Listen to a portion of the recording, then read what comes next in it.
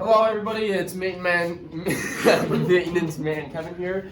So today we're gonna do laundry. So you have the little dirty bin, right? Not the clean stuff because that's already been done. You have the dirty clothes, put them in like this, right? Make sure that it's not on top of that little guy right there because that's bad.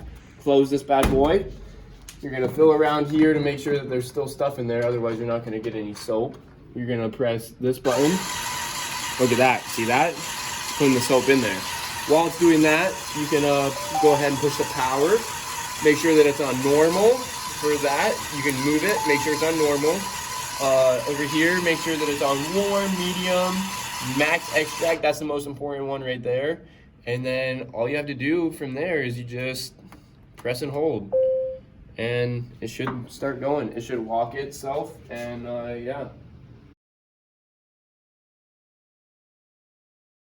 You close, go ahead and push power, make sure it's on normal. It's going to tell you to check lint screen. This is the lint screen, most important thing on this dryer right here.